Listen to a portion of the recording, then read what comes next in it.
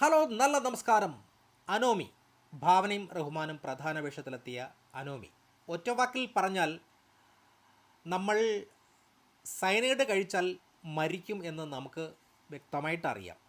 പക്ഷേ സയനൈഡിൻ്റെ ടേസ്റ്റ് എന്താണെന്ന് അറിയാൻ വേണ്ടി കഴിക്കുന്ന അതേ മനോഭാവമാണ് ഈ സിനിമ എന്ന് വേണമെങ്കിൽ ഞാൻ പറയും. ഈ സിനിമയുടെ കുറേ സംഭവങ്ങൾ വളരെ ഗംഭീരമാണ് എന്ന് തന്നെ ഞാൻ പറയും. എന്തായിരുന്നാലും ഒരു പാറ്റേൺ, ഡിഫറൻ്റ് ആയിട്ടുള്ള ഒരു സാധനം, ഇക്വേഷൻ ഓഫ് ഡെത്ത് എന്നാണ് ഇതിൻ്റെ ക്യാപ്ഷൻ തന്നെ പറയുന്നത്. അപ്പോൾ ഇതിൻ്റെ മെയിൻ പ്ലോട്ട് എന്ന് പറയുന്നത് ഫോറൻസിക് സർജനായിട്ടുള്ള സാറയുടെ ജീവിതത്തിലൂടെയാണ് സിനിമ തുടങ്ങുന്നത്. സാറയുടെ അനിയനായിട്ടുള്ള സിയാൻ ചില മാനസിക പ്രശ്നങ്ങളിലൂടെ കടന്നു പോകുന്നു.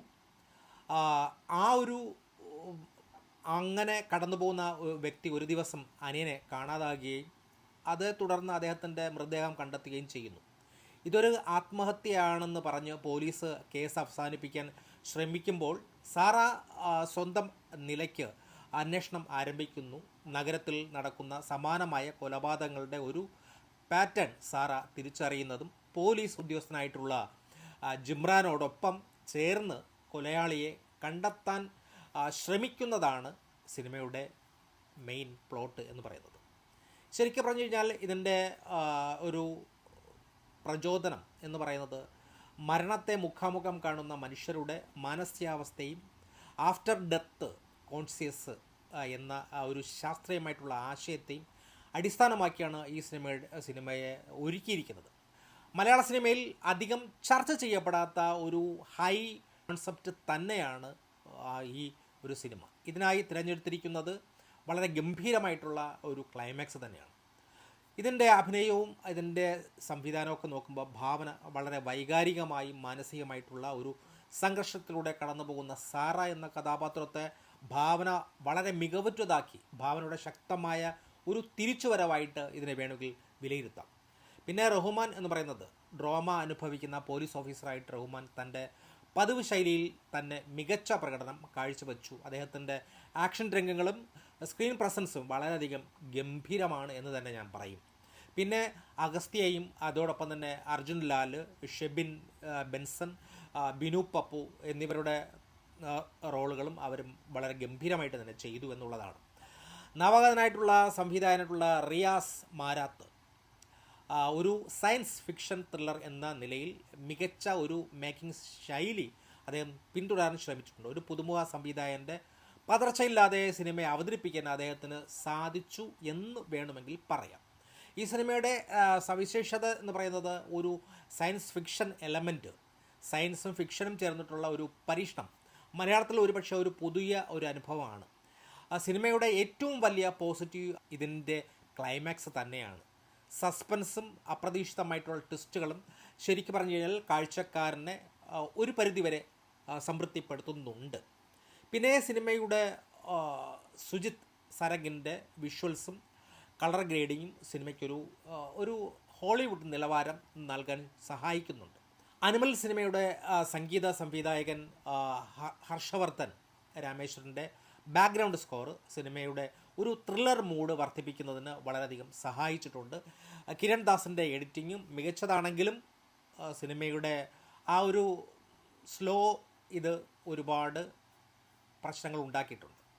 ഇതിൻ്റെ നെഗറ്റീവ് നോക്കുമ്പോൾ ശരിക്കും പറഞ്ഞു കഴിഞ്ഞാൽ ഈ സിനിമയുടെ കോൺസെപ്റ്റ് വളരെ ഗംഭീരമാണ്.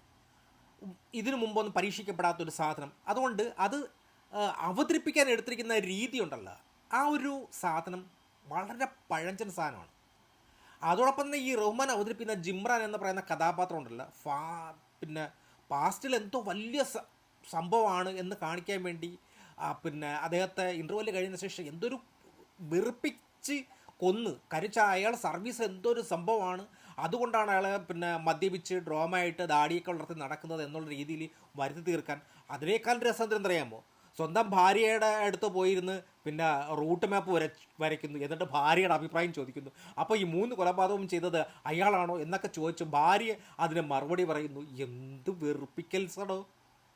അതോടൊപ്പം തന്നെ ഭാവനയുടെ സീനുകളിൽ ഒരു നല്ല ഭാഗവും ഈ കാറിനകത്തിരുത്തിക്കൊണ്ട് എന്താ ചെയ്യുന്നത്, പിന്നെ ഒന്ന് ഓർത്തെടുക്കുകയാണ്. ചില സീനുകൾ ഞാനത് പ്രത്യേകിച്ച് നോട്ട് ചെയ്ത് വെച്ചിരിക്കുന്ന ഒരു സാധനം, ഒരു 15 മണിക്കൂറിൻ്റെ ഗ്യാപ്പ്.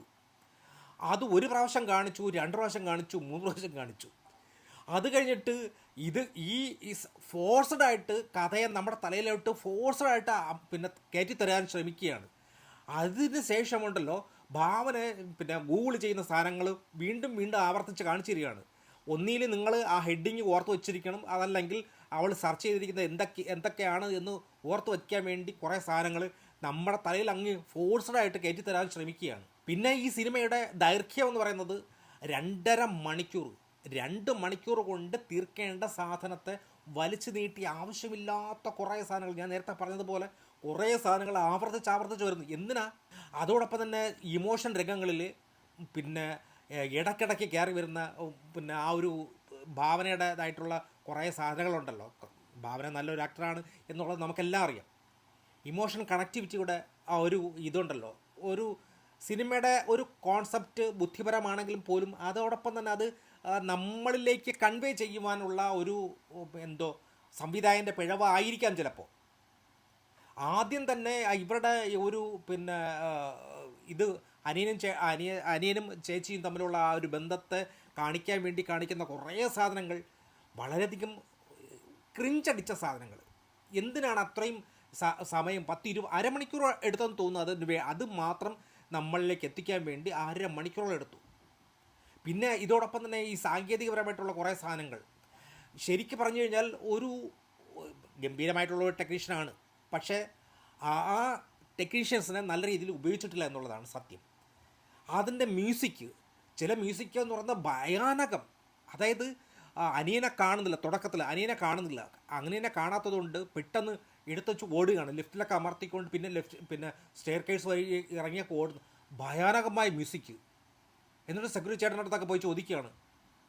അതൊക്കെ ഭയങ്കര ഗംഭീരമായിട്ടുള്ള മ്യൂസിക്, ഒരു മാതിരി ഭയപ്പെടുത്തുന്ന, ക്യൂരിയോസിറ്റി ഉണ്ടാക്കാൻ വേണ്ടി ചെയ്തതാണ്, പക്ഷേ ഭയപ്പെടുത്തുന്ന രീതിയിലാണ് അതിൻ്റെ ബാക്ക്ഗ്രൗണ്ട് സ്കോർ. അതോടൊപ്പം തന്നെ ഫൈനൽ കട്ടിൽ പോകുമ്പോഴും അങ്ങനെ തന്നെയാണ്. അതോടൊപ്പം തന്നെ വില്ലനെ കാണിക്കുന്നത് എന്ന് വെച്ചാൽ ക്ലീഷയായിട്ടുള്ള വില്ലൻ എന്ന് പറയുമ്പോൾ നമ്മൾ ഉദ്ദേശിക്കുന്ന രീതിയിലുള്ളൊരു വില്ലനെ കാണിക്കാൻ വേണ്ടി താടിയും ടാറ്റുവും ഒക്കെ അടിച്ച് ഒരുമാതിരി ക്ലീശ സാധനം. അതോടൊപ്പം തന്നെ കുറേ കൊലപാതകങ്ങൾ നടക്കുന്നുണ്ട്. ബിനു പപ്പ് ചെയ്തിട്ടുള്ള ഒരു ഡോക്ടർ കഥാപാത്രം, ഷൺമുഖനോ അങ്ങനെ ഒരു കഥാപാത്രം.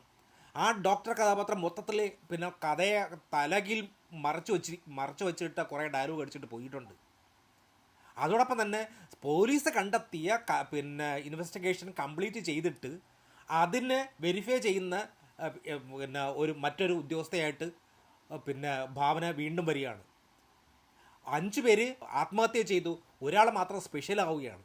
കഥ അവസാനിപ്പിക്കുമ്പോൾ മൊത്തത്തിൽ ലാഗ് അടിച്ചു എന്നുള്ളതാണ്. അതോടൊപ്പം തന്നെ ത്രില്ലർ സിനിമകൾ നമ്മൾ ഒരുപാട് സ്ഥിരമായി കാണുന്നത് കൊണ്ട് തന്നെ ഇതിലെ ട്വിസ്റ്റുകൾ ഒരു വലിയൊരു അത്ഭുതമൊന്നും എനിക്കുണ്ടാക്കിയില്ല.